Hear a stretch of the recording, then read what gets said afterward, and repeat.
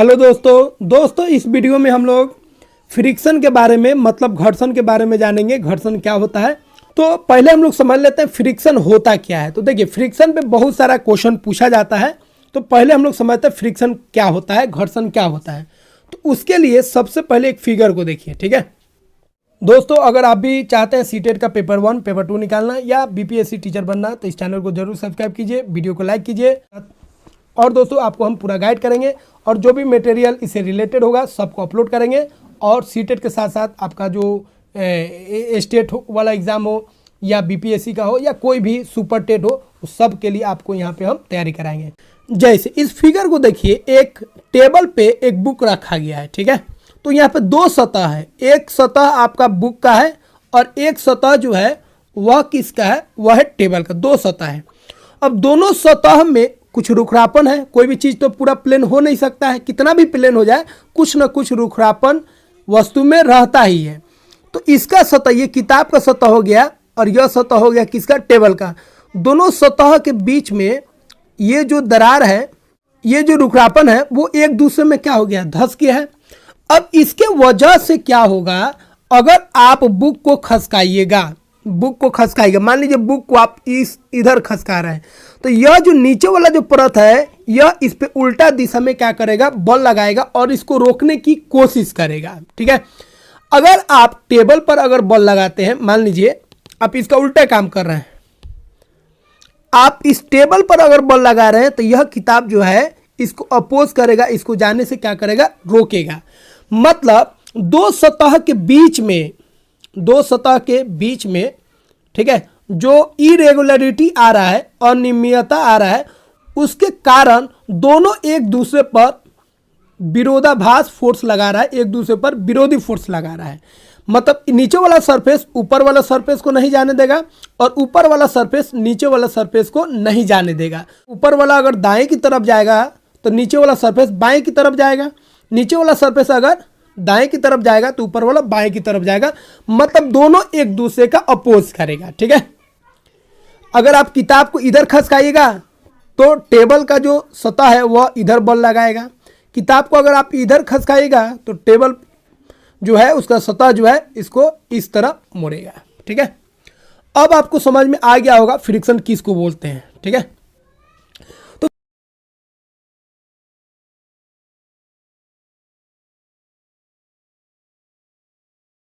यह एक बल होता है जो दो पृष्ठों के सापेक्ष गति का विरोध करता है। तो फ्रिक्शन जो है, घर्षण जो है, एक तरह का फोर्स होता है, एक तरह का बल होता है जो दो पृष्ठ के बीच में जो गति हो रहा है उस गति का हमेशा यह क्या करेगा, विरोध करेगा। सिंपल मतलब समझ लीजिए, अगर कोई बॉडी गति कर रहा है या आगे बढ़ने की कोशिश कर रहा है तो घर्षण हमेशा उसको रोकने की कोशिश करेगा, मतलब अपोजिट डायरेक्शन में काम करेगा, ठीक है। अगर बॉडी लेफ्ट डायरेक्शन में मुड़ रहा है तो घर्षण राइट में काम करेगा, ठीक है। हमेशा उल्टा, अगर बॉडी का गति ऐसे है तो फ्रिक्शन ऐसे काम करेगा, हमेशा उल्टा दिशा में फ्रिक्शन काम करता है। अब घर्षण से संबंधित कुछ बिंदुओं को हम लोग देख लेते हैं जिस पे बहुत सारे क्वेश्चन बनते हैं। पहला पॉइंट ध्यान रखिएगा, घर्षण बल सदैव ही लगाए गए बल का विरोध करता है। मतलब घर्षण बल हमेशा जो होगा हमेशा गति का विरोध करेगा। जो आप फोर्स लगाइएगा किसी बॉडी पर हमेशा उसका विरोध करेगा। मान लीजिए एक टेबल पर किताब है, अगर आप किताब को खसका रहे हैं, बल लगा रहे हैं, तो फ्रिक्शन फोर्स जो होगा आपके बल को क्या करेगा, विरोध करेगा। उसको चाहेगा जो वो चीज़ वहाँ पे रुका रहे। क्यों रुका रहे, क्योंकि उसका सतह और टेबल का जो सतह है दोनों एक दूसरे से चिपक गया है, क्योंकि उनके बीच में रुखरापन है, ठीक है। अगला है, घर्षण संपर्क में आने वाले दो पृष्ठों की अनियमितताओं के कारण होता है। अब घर्षण क्यों हो रहा है भाई, तो घर्षण इसलिए हो रहा है क्योंकि दो बॉडी को अगर सटा के रख रहे हैं, एक दूसरे के ऊपर रख रहे हैं, तो दोनों के बीच में जो सतह है उसमें रुखरापन है, उसमें इरेगुलरिटी है। इसी के कारण दोनों एक दूसरे में जकड़ गए हैं और उसको जब आप धक्का दीजिएगा तो दूसरा सरफेस उसका क्या करेगा, विरोध करेगा, ठीक है। तो घर्षण जो होता है संपर्क में आने वाले दो पृष्ठों की जो अनियमितताएं हैं, मतलब इरेगुलरिटी है, रुखरापन है, उसके कारण होता है। अगला पॉइंट है, दो पृष्ठों की अनियमितताएं एक दूसरे के भीतर धंस जाती हैं, जो अभी आपको बताएं, जिनसे अंतःबंधन हो जाता है। तो दो पृष्ठ अगर है तो उसका जो रुखरापन है एक दूसरे में धंस जाता है और धंसने के कारण उसमें एक तरह का बंधन हो जाता है जिसे अंतः बंधन कहते हैं। और यही अंतः बंधन जो होता है किसी भी पृष्ठ को इधर उधर जाने से क्या करता है, दूसरा पृष्ठ उसको रोक लेता है या रोकने की कोशिश करता है। अगला है, अब सिंपल आप बताइए, अगर कोई चीज़ चिकना होगा तो चिकना अगर सतह होगा, चिकना पृष्ठ होगा तो उस पर घर्षण क्या होगा, कम लगेगा, क्योंकि उसके बीच में धंसा हुआ कम रहेगा। और अगर खुरदरा सरफेस होगा तो उस पर फ्रिक्शन क्या होगा, बढ़ जाएगा। तो फ्रिक्शन अगर बॉडी अगर चिकना है तो फ्रिक्शन कम लगेगा, घर्षण कम लगेगा। और पृष्ठ अगर ठीक है खुरदरा है, रुक्ष है, तो वहां पे फ्रिक्शन क्या होगा, अधिक लगेगा। इस पॉइंट को ध्यान रखिएगा। अगला है, घर्षण से ऊष्मा उत्पन्न होती है। दोस्तों सिंपल चीज है, अगर किसी भी चीज को रगड़िएगा, घर्षण पैदा कीजिएगा तो उसमें क्या होगा, ऊष्मा निकलेगा, वो बॉडी गर्म हो जाएगा। जैसे मशीन चलता है तो मशीन के पार्ट पुर्जा जो चलता है उसके बीच में घर्षण होता है, मशीन गर्म हो जाता है। ठीक है, तो कोई भी चीज में अगर घर्षण हो रहा है तो उसमें क्या होगा, उसमें ऊष्मा उत्पन्न होगा, ऊष्मा निकलेगा। अगला है मोस्ट इंपोर्टेंट, घर्षण द्रव्यमान के अनुक्रमानुपाती होता है, मतलब डायरेक्टली प्रोपोर्शनल होता है। किसी वस्तु का जितना मास होगा, जितना द्रव्यमान होगा, उसमें उतना ही घर्षण लगेगा। एक बॉडी अगर 10 किलो का है, एक बॉडी 5 किलो का है, तो 5 किलो बॉडी को खसकाना आसान है, 10 किलो बॉडी को खसकाना थोड़ा क्या है, मुश्किल है। तो अगर कोई बॉडी का द्रव्यमान कम होगा तो उसको खसकाना आसान होगा, मतलब फ्रिक्शन फोर्स कम लगेगा। और अगर कोई बॉडी भारी है तो वहाँ पे फ्रिक्शन फोर्स अधिक लगेगा, मतलब आपको अधिक बल लगाना पड़ेगा उसको खसकाने के लिए। ठीक है, अगला है, इसी से रिलेटेड हल्के वस्तुओं को फिसलाना आसान होता है और भारी वस्तुओं को फिसलाना खसकाना क्या होता है, मुश्किल होता है, ज़्यादा बल लगाना पड़ेगा, क्योंकि उस केस में फ्रिक्शन बढ़ जाएगा। तो याद रखिएगा, फ्रिक्शन कब बढ़ेगा, जब मास बढ़ेगा तब। ठीक है, तो मास पर डिपेंड करता है कौन, फ्रिक्शन। अगला है, घर्षण बल संपर्क की दोनों सतहों पर कार्य करता है। आपको बता चुके हैं दोस्तों, दो ऑब्जेक्ट, एक नीचे वाला ऑब्जेक्ट, एक ऊपर वाला ऑब्जेक्ट, इसके बीच में ये जो गड्ढा बना है, ये जो खुरदरा जो सरफेस है एक दूसरे में धंसा है, इसके लिए दोनों का सरफेस जिम्मेदार है।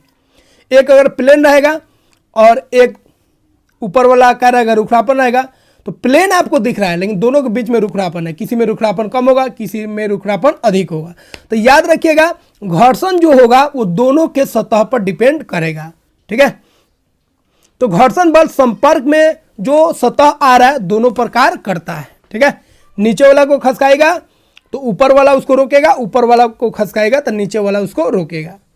अगला है दोस्तों, आप कितना भी प्लेन ऑब्जेक्ट बना लीजिए, कितना भी स्मूथ आप ऑब्जेक्ट बना लीजिए, जितना भी चिकना बना लीजिए, फिर भी आप घर्षण को जीरो नहीं कर सकते हैं। अगर घर्षण जीरो हो जाएगा किसी ऑब्जेक्ट का, किसी सतह का, तो अगर उस ऑब्जेक्ट को आप धक्का लगा दीजिएगा तो फिर वो रुकने वाला नहीं है। अब टाइल्स पे बात करेंगे तो कम फ्रिक्शन होगा, जितना चिकना सरफेस होगा उस पर फ्रिक्शन उतना ही कम होगा, और जितना रुखरापन होगा वहाँ पे फ्रिक्शन उतना अधिक होगा। इसीलिए ज़्यादा रुखरापन होगा तो चलने में कठिनाई होगा, और कम अगर चिकनाहट हो तो ठीक ठाक रहेगा, लेकिन चिकनाहट अधिक हो तो वहाँ पे भी चलना मुश्किल हो जाता है, क्योंकि फ्रिक्शन का मतलब दोनों है, मतलब उसका फ़ायदा भी है तो नुकसान भी है। ठीक है, तो कुछ जगह पर हमको फ़ायदा लेना है और कुछ जगह पर नुकसान भी हो जाता है, जैसे मशीन वशीन गर्म हो जाता है। बात समझ रहे हैं? चलिए अगला पॉइंट को हम लोग देख लेते हैं। यदि पृष्ठों को बलपूर्वक दबाया जाए, मान लीजिए एक ऑब्जेक्ट है और इस पर आप दबा रहे हैं या इस पर एक भारी चीज को रख दे रहे हैं, अब इस पे क्या होगा, मास इसका बढ़ गया तो फ्रिक्शन फोर्स क्या होगा, बढ़ जाएगा। तो दो पृष्ठों को बलपूर्वक अगर दबाते हैं तो घर्षण बल में वृद्धि हो जाता है, घर्षण बल बढ़ जाता है। एक चिटाई को खींचना है तो चिटाई को आप आराम से खींच सकते हैं, लेकिन चिटाई के ऊपर कोई बैठ जाएगा, ठीक है, तो वो क्या होगा, नीचे धंस जाएगा, और नीचे धंसने से क्या होगा, दोनों के बीच में जो बॉन्डिंग है वो मजबूत हो जाएगा। इस कारण क्या होगा, यहाँ पे आपका फ्रिक्शन बढ़ जाएगा। तो ध्यान रखिएगा, कोई अगर वस्तु का मास अगर बढ़ेगा तो उस केस में फ्रिक्शन क्या होगा, बढ़ जाएगा। ठीक है, अब कुछ हम लोग फ्रिक्शन के प्रकार के बारे में पढ़ लेते हैं। एक होता है स्टैटिक फ्रिक्शन, जिसको हिंदी में हम लोग बोलेंगे स्थैतिक घर्षण। यह क्या होता है, तो कोई भी अगर रुका हुआ वस्तु है, रुका हुआ वस्तु को गति में लाने के दौरान, खूब ध्यान से सुन लीजिएगा, बहुत इंपोर्टेंट है, किसी भी रुका हुआ वस्तु को गति में लाने के दौरान जो घर्षण उत्पन्न होता है उस घर्षण को हम लोग बोलेंगे स्थैतिक घर्षण। याद रखिएगा, अगर कोई ऑब्जेक्ट यहाँ पे रुका हुआ है, स्टेशनरी है, रुका हुआ है, तो इस पे कोई घर्षण बल काम नहीं करेगा।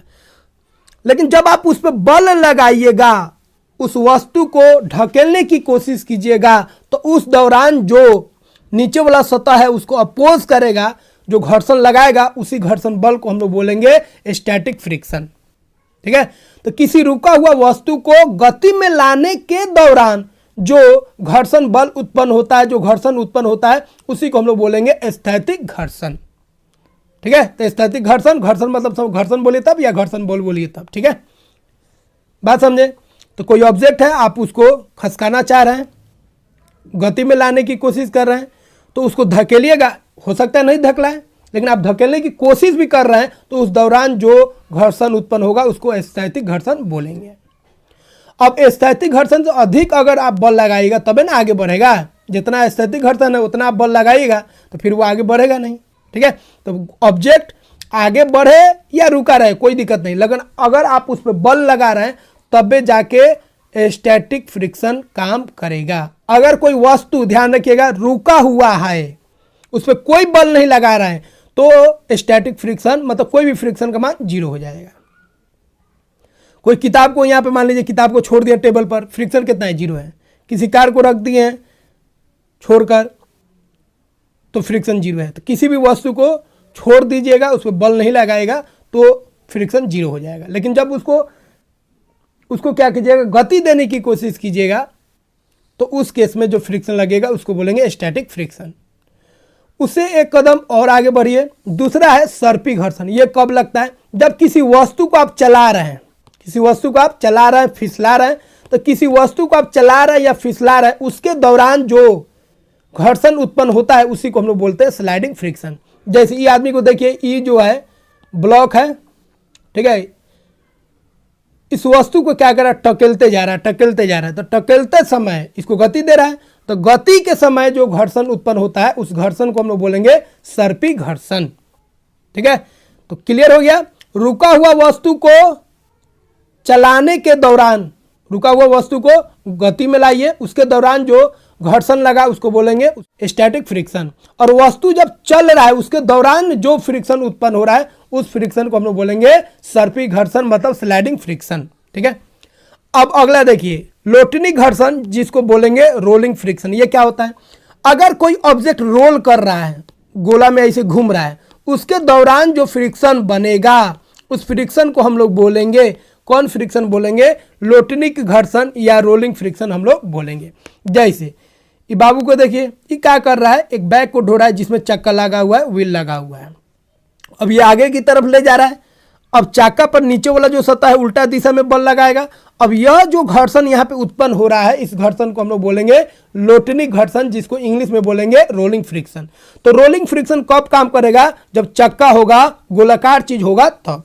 कोई लकड़ी है, गोलाकार है, ये लुढ़क रहा है, तो इसके बीच में जो बल लगेगा, मतलब जो फ्रिक्शन लगेगा, घर्षण लगेगा, कौन सा फ्रिक्शन होगा? रोलिंग फ्रिक्शन होगा।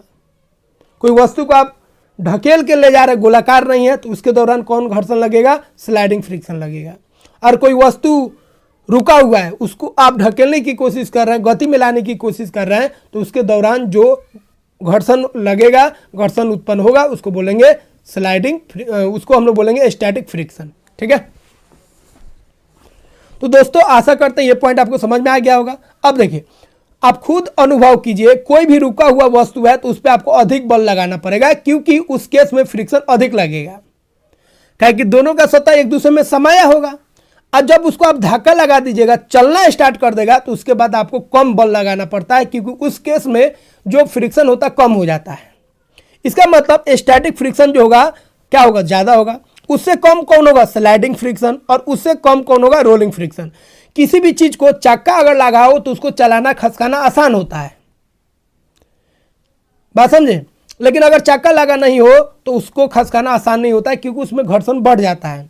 तो सबसे अधिक घर्षण कब लगेगा? जब किसी रुका हुआ वस्तु को आप चलाने की कोशिश कर रहे हैं, लेकिन चलना स्टार्ट होगा तो घर्षण थोड़ा कम लगेगा। लेकिन वो अगर लुढ़क रहा है, रोल कर रहा है, तो उस केस में घर्षण और भी कम हो जाएगा। तो स्टैटिक फ्रिक्शन में सबसे अधिक घर्षण लगेगा। स्लाइडिंग फ्रिक्शन जो होगा ठीक है। इसमें क्या होगा, इसमें घर्षण थोड़ा सा कम हो जाएगा और रोलिंग फ्रिक्शन में घर्षण और भी कम हो जाएगा। ठीक है, तो स्थैतिक घर्षण अधिक होगा, उसके बाद सर्पी घर्षण और उसके बाद लोटनी घर्षण, इसको याद रखिएगा। ठीक है, अब ये हो गया हम लोग का सॉलिड वाला। सॉलिड पे हम लोग ठोस पे बात कर रहे थे। अब हम लोग बात करेंगे तरल। तरल मतलब क्या होता है, तो याद रखिएगा तरल को फ्लूइड बोलते हैं। और तरल में दो चीज आता है, एक आता है लिक्विड और एक आता है गैस। Liquid plus gas. ठीक है, लिक्विड मतलब हो गया द्रव और गैस मतलब हो गया गैस। तो लिक्विड और गैस को हम लोग क्या बोलते हैं, तरल बोलते हैं। अब किसी मान लीजिए द्रव है या कोई गैस है, इस पे कोई वस्तु अगर जा रहा है तो नीचे वाला जो द्रव है या गैस है वह इस पे क्या करेगा, उल्टा दिशा में बल लगाएगा। बात समझे, जैसे पनिया जहाज हो गया, शिप हो गया या कोई नाव हो गया, पानी में अगर चलेगा तो पानी भी क्या करेगा, उल्टा दिशा में एक बल लगाएगा, फ्रिक्शन लगाएगा। अब इसके बारे में हम लोग जानने जा रहे हैं। तो किसी द्रव या गैस से होकर कोई वस्तु अगर गति करता है तो उसके दौरान जो घर्षण उत्पन्न होता है उसको हम लोग बोलेंगे तरल घर्षण। तरल घर्षण को ही हम लोग बोलते हैं कर्षण। क्या बोलेंगे, कर्षण। और इंग्लिश में इसी को हम लोग बोलते हैं ड्रैग। ठीक है, अब कुछ महत्वपूर्ण बात तरल घर्षण के बारे में जान लीजिए। तो तरल के द्वारा जो घर्षण उत्पन्न होता है किसी वस्तु पर, उस घर्षण को हम लोग बोलेंगे तरल घर्षण। तरल घर्षण किसमें होगा, तरल में होगा, मतलब द्रव में या गैस में होगा। ठीक है, जैसे कोई चीज को आप ऊपर से नीचे से ऊपर फेंकिए फिर नीचे आएगा तो हवा का घर्षण होगा। एरोप्लेन उड़ रहा है तो हवा का घर्षण होगा। ठीक है, तो इसमें ध्यान रखिएगा, तरल घर्षण में ध्यान रखिएगा। तरल घर्षण में जो वस्तु होता है उस पे जो घर्षण होता है दो चीज पे डिपेंड करता है। एक द्रव पे, द्रव या गैस कैसा है, और दूसरा द्रव के प्रकृति पे, पहला हो गया, और दूसरा हो गया, ध्यान रखिएगा, एक द्रव के प्रकृति और दूसरा हो गया आपका वस्तु के आकार। ठीक है, तो वस्तु का आकार कैसा है और द्रव का प्रकृति कैसा है। द्रव का जो प्रकृति मतलब गाढ़ा है कि कम गाढ़ा है, वस्तु का आकार कैसे है, इस सब पे निर्भर करेगा तरल घर्षण। अगर वस्तु का आकार सही नहीं है, अलग है, तो उस पर तरल घर्षण बढ़ जाएगा। वह तरल अगर गाढ़ा है तब भी आपका तरल घर्षण बढ़ जाएगा, इसको ध्यान रखिएगा। तो किसी तरल पर लगने वाला जो घर्षण बल है उसकी तरल के सापेक्ष गति पर भी निर्भर करता है। ठीक है, उसका सापेक्ष गति क्या है, जिस लिक्विड में, जिस द्रव में वो वस्तु जा रहा है, तैर रहा है, उस पर निर्भर करेगा तरल घर्षण। अगला है तरल घर्षण कम करने के लिए वस्तुओं को विशिष्ट आकृति दी जाती है। बहुत इंपॉर्टेंट है। तो वस्तु को अगर आप एक स्पेशल उसका आकृति दीजिएगा, स्ट्रक्चर दीजिएगा, तो उस पर द्रव के द्वारा या गैस के द्वारा जो घर्षण है वो कम लगेगा। इसीलिए एरोप्लेन को देखिएगा, एरोप्लेन को एक खास तरीके से बनाया जाता है। ठीक है, एरोप्लेन को एक खास तरीके से बनाया जाता है जिससे उस पर वायु का जो घर्षण है वो कम से कम लग सके और इसको उड़ने में क्या हो या आगे बढ़ने में इसको क्या हो, आसानी हो। इसीलिए इस तरह देखिएगा, मछली को भी देखिएगा, मछली का एक खास आकार होता है जिससे इसको तैरने में क्या होता है, आसानी होता है, आगे बढ़ने में आसानी होता है। उसी तरह चिड़िया को देखिएगा, चिड़िया को भी एक पार्टिकुलर आकार दिया जाता है जिससे यह आसमान में या हवा में उड़ने में ये सक्षम होता है और इसको कठिनाई नहीं होता है। लेकिन यही अगर सपाट रहता, ऐसे रहता, पार्टिकुलर शेप ऐसे नहीं रहता, तो मछली को देखिए ऐसे है, चिड़िया को भी देखिएगा ऐसे है, एरोप्लेन को भी देखिएगा ऐसे है, नाव को भी देखिएगा ऐसे है। इस शेप को इसलिए दिया जाता है ताकि इस पे घर्षण कम से कम लगे और इसको आगे बढ़ने में ज़्यादा कठिनाई नहीं हो।